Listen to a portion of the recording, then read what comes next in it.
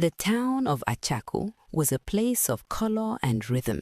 Markets bustled with traders shouting the prices of yams, cloth, and spices. Drummers filled the air with beats during festivals, and churches rang with the voices of choirs every Sunday morning. To the outside eye, Achaku was a town proud of its traditions, proud of its faith, proud of the way it cared for its people. At the very heart of Achaku stood a great building, painted cream with tall stone walls that gleamed in the sun. Over the iron gates was a sign in bold letters, "The Safe Space Orphanage." For 21 years, the safe space had been celebrated as a sanctuary for the abandoned and the forgotten. Parents too poor to feed their children brought them here with trembling hands but hopeful hearts. Strangers donated clothes and coins, believing they were giving those little ones a chance at life. And above it all stood Honorable Ervihi. He was a man wrapped in respect and reverence, a tall figure with a wide smile and eyes that glistened when he spoke of God, of duty, of protecting Achaku's future. His voice thundered in churches and echoed in town squares. People bowed when he passed, whispering blessings in his name. He was the patron saint of the helpless, the savior of the lost, or so the people believed. Inside the orphanage, however, the air was different. Children played in the courtyard, yes, but their laughter carried a strange hollowness. Their games lacked the wild joy children usually had. The walls, painted in cheerful colors, seemed more like cages when one looked long enough. The caregivers smiled during the day, but behind closed doors, their faces hardened, their voices sharpened. Among the children was a boy named Ken. He was no more than 12, with sharp eyes and a restless spirit. Ken was curious, always asking questions, always trying to peek beyond the limits placed before him. His curiosity was both his gift and his curse, because in this place, curiosity was dangerous. There was also Ehi, a quiet girl around the same age. Unlike Ken, Ehi rarely spoke. Her silence was not born of shyness, but of caution. She watched, she listened, and she remembered. Where Ken asked questions, Ehi found answers in the shadows. They too often sat together in the dormitory at night whispering when they were certain no one else was listening. "Ken," Ehi said one night, her voice barely a breath, "do you remember Ada?" Ken frowned. The girl with the scar on her cheek. "Of course. Why?"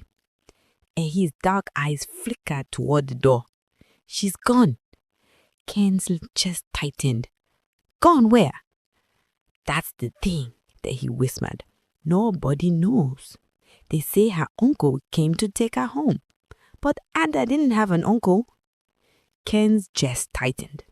This wasn't the first time he had heard such a story. A boy named Yusuf had disappeared the week before, and the same explanation had been given. An uncle, a cousin, some relative who appeared from nowhere. But none of the children ever came back.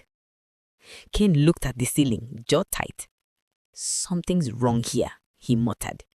His small hand gripped his. "Don't say it too loud. The walls have ears." But Ken could not silence the fire growing in his chest.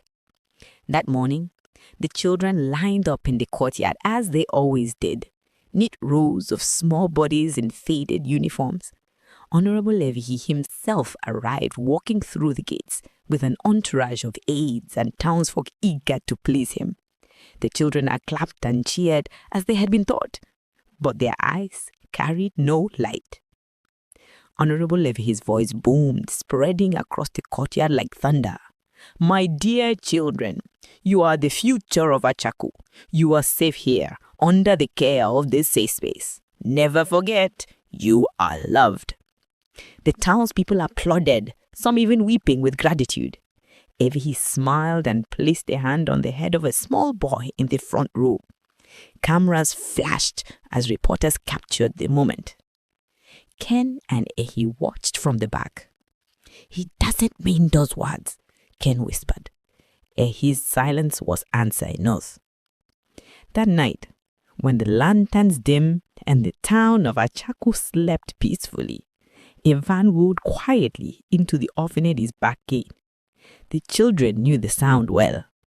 Doors creaked, footsteps echoed, and muffled sobs floated in the dark. Another child was taken. Another bed left empty. Ken squeezed his blanket with trembling fists. His breathing was shallow beside him.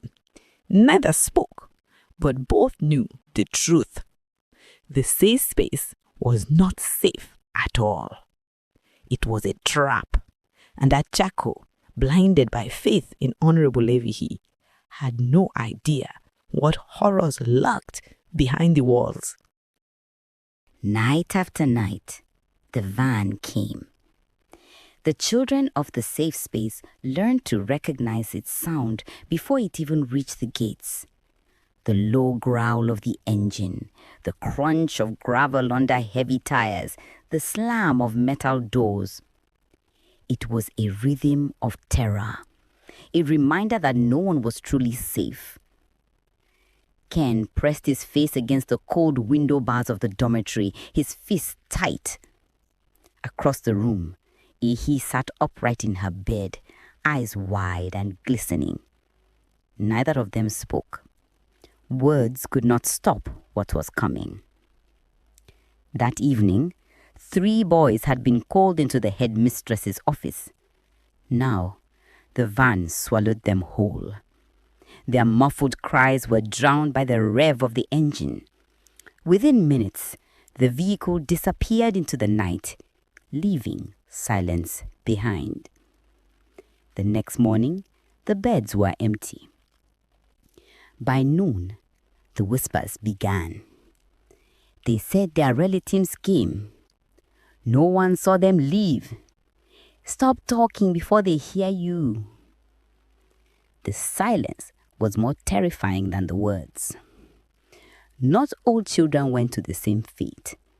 Those who vanished were scattered into different worlds of horror.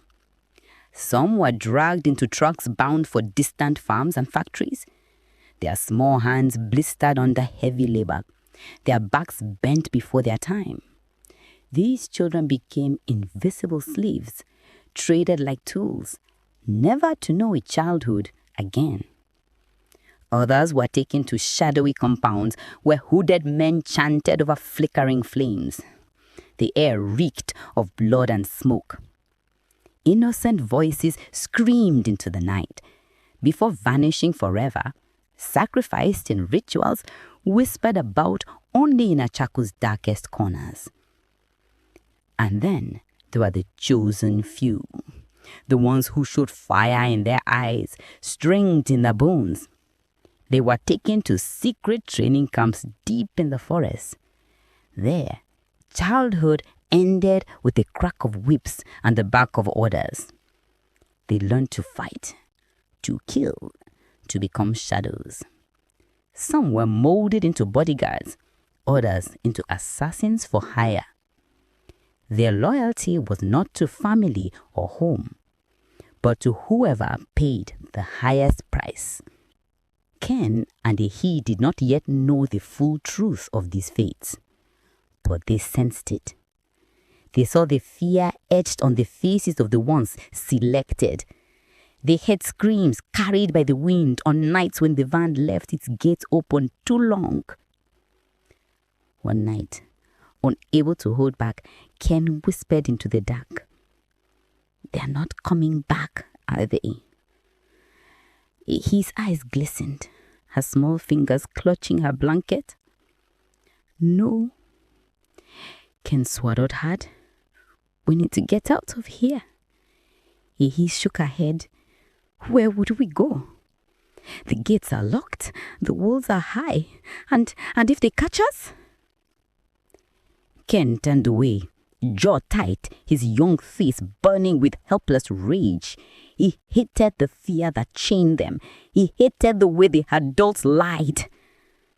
Most of all, he hated Honorable Ervihi, who stood before the people of Achaku with a holy smile while children disappeared into the night. but Achaku remained blind. When vans rolled out of the orphanage, the guards at the edge of town waved them through without question. When children's faces no longer appeared at the school gates, the townsfolk nodded, satisfied with the explanation of relatives. Nobody asked why the records never showed where the children went. Nobody wanted to look too closely at the cracks in the foundation of their faith. For 21 years, Achaku slept soundly under the illusion that the safe space was exactly what its name promised. Inside, Cain's fire grew stronger. His silence grew heavier, and the darkness spread. The orphanage was not a sanctuary. It was a market, and every child was for sale. The gates of the safe space creaked open one humid morning, and with them walked a woman the children had never seen before. Her name was Miss Mira Mbum. She was not like the other caregivers. Where the others barked orders and moved briskly through the corridors, Mira's steps were softer, her gaze gentler. She smiled at the children, not the hollow smile of duty, but a real one, warm, unpracticed, and filled with something the children had nearly forgotten: kindness. The headmistress introduced her briefly to the staff, then swept away in her usual haste.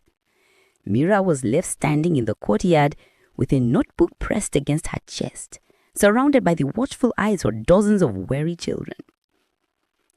"Good morning," she said softly. No one answered. The children simply stared, as though smiles had been trained out of them. Mira's heart sank. She tried again, kneeling to their level. "My name is Miss Mira. I'm here to help take care of you." Still silence. Only Ervihi, sitting on a bench at the far end, tilted her head so slightly, studying the new woman. Ken muttered under his breath, "Another liar." Mira heard him, though he didn't mean for her to. She looked into Ken's eyes, fierce, suspicious, burning with unspoken questions. She said nothing, but something in her gaze made Ken pause. For the first time, an adult who wasn't dismissing him. She was listening. Mira threw herself into her work. She scrubbed floors, organized classrooms, and read stories to the younger children. At first, the children watched her with suspicion, but gradually, some of them softened. Little hands began to reach for hers. Whispers turned into questions. A few smiles flickered where none had been before. Yet, Mira noticed things the longer she stayed.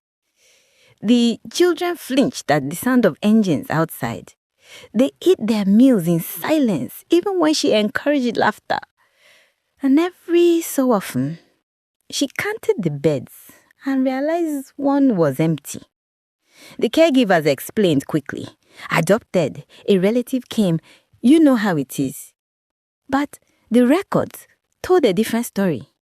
One evening, when the halls had grown quiet, Mira sat at the desk in the administration room, flipping through thick ledgers. Her brow furrowed as she turned page after page. Names upon names were carefully written under incoming. Boys and girls of all ages, dates stretching back 21 years. But when she looked for outgoing, the section was bare. No adoptions filed, no transfers, no relatives signed in. Nothing. I just tightened. 21 years, she thought. If no child had ever left, this place should be filled with grown men and women by now. But it wasn't. The next morning, Mira carried the ledger to the headmistress's office. "Ma'am," she began carefully, "I've been reviewing the records and I noticed there are no outgoing entries, only arrivals. What happens to the children when they leave?" The headmistress froze, then gave a thin smile that didn't reach her eyes. Miss Mira, your job is to clean, feed, and teach the children. Leave the rest to those who understand the system. But there should be some record. The headmistress's voice sharpened. Focus on your duties, Miss Mbue. Curiosity can be dangerous in a place like this. Mira felt a chill crawl down her spine. That night, Mira lingered by the dormitory door, watching the children settle into bed. Ken caught her eye and whispered just loud enough for her to hear. Will you be different? Or will you sell us too? The word struck her like a blade. I'm not here to sell anyone, she whispered back, her voice steady. I'm here to protect you. He lying beside Ken looked at her long and hard. For a moment, Mira thought the girl might speak. Instead, he simply closed her eyes and turned away. Mira returned to her small quarters, but sleep did not come. Her mind replayed the warnings, the missing records, the emptiness in the children's eyes. She knew she couldn't turn away. Not anymore. Pulling out a small phone, she typed a message to the only person she trusted with something this dangerous. Bryan, it's Mira. I need your help. That night, as the van growled through the back gate once again, Mira pressed her ear to the wall. She counted the footsteps, the muffled cries, the fading rumble of the engine. Then she scribbled the time, the number of children missing, and the direction the van drove. For the first time in years, someone was inside safe space was keeping count. And outside, a detective named Bryan was about to start following the trail. That night, when the van rolled in again, Mira was waiting in the shadows. She noted the license plate, the time, and the number of children taken. In the dormitory, Ken and he lay wide awake. Ken's restless eyes caught the glow of the headlights as he crept away through the back gates. Beside him, he whispered without turning her head, "She's watching too." "Who?" Ken frowned. "The new woman, Mira." Ken hesitated. He wanted to believe Mira was different, but every adult who had entered the safe space had proven to be a liar. Yet, something about her eyes, the way she answered him that night, it felt different. Maybe, he murmured, maybe she's not like them. The next day, Mira slipped her note into an envelope and smuggled it to Bryan through the Orphanage's laundry delivery. Hours later, Bryan was in his car, engine off, hailing the van from a distance as it rumbled down a narrow dirt road on the outskirts of Achaku. Their journey stretched deep into the night. The road grew darker, quieter, until finally the van slowed near a compound surrounded by corrugated iron walls. Bryan parked far back, lowering himself in the seat. Through binoculars, he saw figures ushering children from the van, blindfolded, wrist-bound. The gates closed behind them with a metallic clang. His stomach twisted. He lifted his phone, snapped pictures, logged the coordinates. But headlights flared in his rearview mirror. Another vehicle was pulling up behind him. Damn it! Bryan started his engine and pulled away slowly, pretending to be a passing driver. The second car followed for a mile. His grip tightened on the wheel. If they realized he was watching, he would never make it back to Achaku alive. At the last intersection before the main road, he floored the accelerator. His car shot forward, leaving the other headlight shrimping in the distance. When he finally reached the safety of town, sweat soaked his shirt. He had seen enough to know Mira was right. This was no orphanage. This was a marketplace. Days turned into weeks. Mira and Bryan worked quietly, carefully. She continued teaching and caring for the children by day, but by night, she documented everything. The vans, the names of the missing, even the staff who seemed complicit. And slowly, Ken and he became allies. Ken was the first to take the risk. One evening, as she swept the dormitory floor, Ken whispered just loud enough for her to hear. 3 boys were called to the headmistress's office today. They will be gone tonight. Mira rose, then forced her voice to stay calm. How do you know? Ken's lips curled bitterly. Because I've seen it before. That night, Mira passed Bryan the information. Hours later, Bryan confirmed the van's movement matched Ken's warning exactly. The next week, he silently slipped a folded scrap of paper into Mira's pocket. On it were names, 3 girls from her dormitory who had disappeared in the last month. The staff claimed they were adopted, but Mira could not find a single document to prove it. You can trust me, Mira whispered to Ervihi later. Then be careful. They'll come for you too if they know. By now, Bryan had a wall of evidence, photographs, license plate, testimonies from terrified drivers he had cornered in dark alleys. But the more he uncovered, the clearer it became. This wasn't just Honorable Ervihi's doing. Local police had ignored reports. Officials had signed false adoption papers. The network stretched wider than Achaku, wider than anyone wanted to believe. And with every van that left the safe space, more children were swallowed by the darkness. Mira sat alone in her small quarters, staring at the last list unnamed. Her hands trembled that she whispered to herself, how many more before it ends? But even as fear coiled in her stomach, determination hardened in her chest. For Ken, for Ervihi, for every child who had vanished through those gates, she would not stop. Because the truth was no longer just a suspicion. It was a living, breathing monster, and she had already placed her hand on its throat. The atmosphere inside the safe space shifted, like a shadow creeping across the walls. Mira felt it first. Staff members whispered more. Doors were locked earlier. Children were watched more closely, their playtime cut short. Something in the rhythm of the orphanage was changing, as though its walls had grown suspicious. And then came the knock. Late one night, as Mira was cataloging names under the dim light of a candle, the headmistress stepped into her room without warning. You worked too late, the woman said flatly, her eyes scanning the desk. Paperwork. Reports? More than your job requires. Mira forced a smile, her heart pounding. I just want to keep things orderly, for the children. The headmistress's gaze lingered on the half-hidden notebook. For a second, Mira thought the woman might snatch it up. Instead, she simply nodded once and left, closing the door with a thud that echoed like a warning. Mira sat frozen for a long time, her pen trembling in her hand.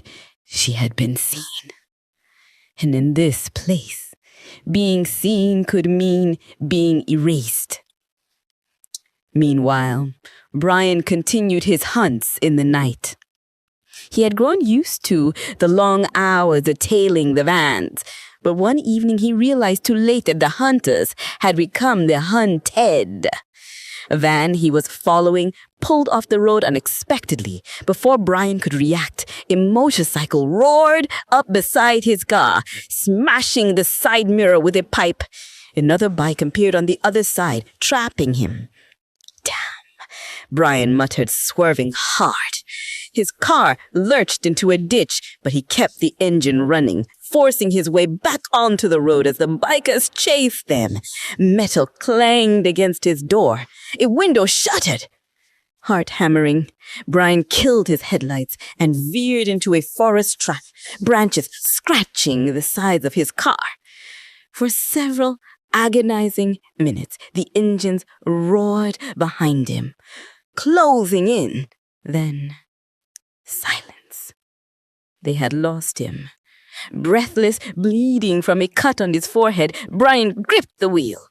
This was no longer surveillance. It was war. At the orphanage, Ken and Ehi had grown braver, their trust in Mira stronger with each passing day. One evening, Ehi tugged Mira aside, her small hand cold in the caretaker's. "We found something," she whispered. From under her thin mattress, Ehi pulled a battered, leather-bound diary. It belonged to Ada, the girl with the scar on her cheek who had vanished months ago. Mira turned the fragile pages. The words were scrawled in a child's hand, but their weight was unbearable. "They said I was going to a family, but I heard them whisper. They said, 'Hogshan, I don't want to go. I don't want to disappear.'" Mira pressed the book to her chest, her throat tight. Proof! Heartbreaking, undeniable proof. She looked at the children, her voice breaking. "You did the right thing. I'll keep you safe." But even as she said it, she wondered if she could keep that promise. That night, Mira met Bryan again. His car was dented, his face tired, but his eyes burned with resolve. She handed Brana the other. "This is enough," she said. "We can take this to the world." Bryan shook his head. "Not yet. If we move too soon, they'll bury it. We need Ervihi himself tied to this. We need to show the people what he's done, or he'll walk free and come after us." Mira's voice trembled. "And while we wait, more children vanish." The silence that followed was heavier than words. Both of them knew the truth. Every night was a gamble between saving lives and building a case strong enough to destroy Ervihi. As the days dragged on, Ervihi himself began to appear more often at the orphanage, dressed in fine suits, his voice booming with false kindness. He would stroll among the children, patting their heads like prize capital. His eyes lingered too long, calculating, choosing. Mira kept her head down, but every time Ervihi passed, she felt the weight of his gaze like a predator sniffing out weakness. One afternoon, as he left, he paused by the dormitory door. His words casual but yet cutting. "Miss Mira, isn't it? You're fitting in well. I trust you'll stay loyal. Loyalty is everything in a place like this." His smile was wide, polished, but his eyes were nice. When he left, Mira collapsed on the bench, trembling. He suspected, she was certain of it. The net was tightening, not just around the children, but around Mira and Bryan as well. And somewhere deep inside the shadows of Achaku, the monster stirred, realizing its hunters were near. Police officers moved in, but not to protect Ervihi. Bryan had made sure the evidence went to trusted hands higher than Achaku's comprised force. This time, they came with handcuffs.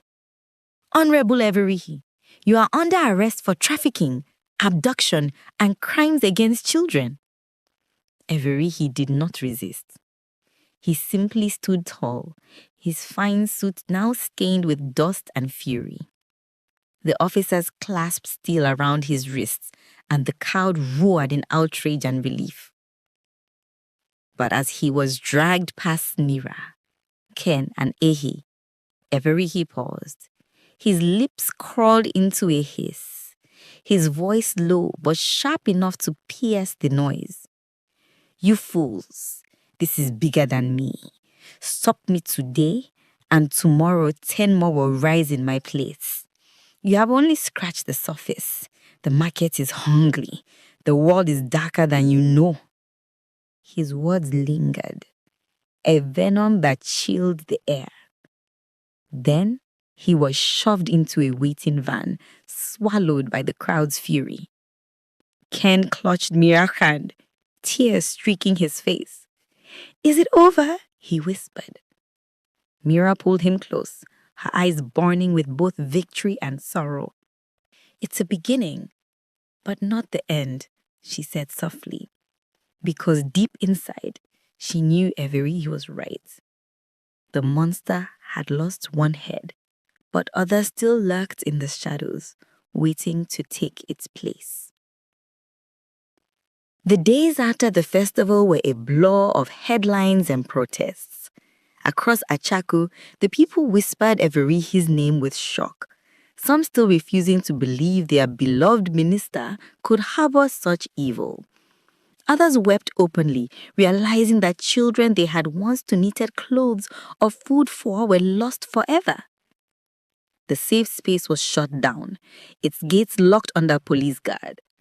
Investigators swarmed the grounds, cataloging rooms, searching basements, uncovering documents that revealed a trade spanning years, even decades. Mira walked through the halls one last time, her footsteps echoing in the silence. Without the children's laughter or their cries, the orphanage was nothing more than an empty shell. The walls that once seemed comforting now looked like cages. Behind her, Ken and Ervihi clung to each other, watching as strangers packed files into boxes. Their faces were gaunt, their eyes far older than their years. They had survived, yes, but childhood had been stolen from them, piece by piece. "Where will we go now?" Ken asked quietly. Mira knelt down, brushing a hand across his cheek. "Someplace better. Somewhere real, where no one will ever take you again." She wished her voice sounded as certain as the words. Bryan joined them, exhaustion etched deep into his face. He had worked tirelessly to track down the children still alive. Some were found scattered in compounds, others in foreign cities, trafficked but not yet lost beyond saving. They were brought back, bewildered, broken, but breathing. Not all were so lucky. Too many names remained unanswered, their fates sealed in darkness.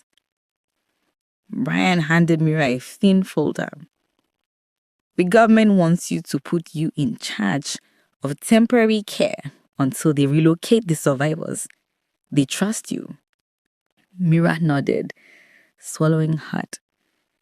She had not chosen this battle, but it had chosen her. That night, she sat with the children in a quiet rented hall, a temporary refuge. They huddled close together, fearful of sleep, fearful of silence. Mira sang softly, her voice trembling but steady, and slowly their eyes drifted closed. Ervihi stayed awake the longest, her small hand gripping Mira's tightly. "Promise me," the girl whispered, "you won't let them take us again." Mira's throat tightened. She bent down, pressing her forehead to Ervihi's.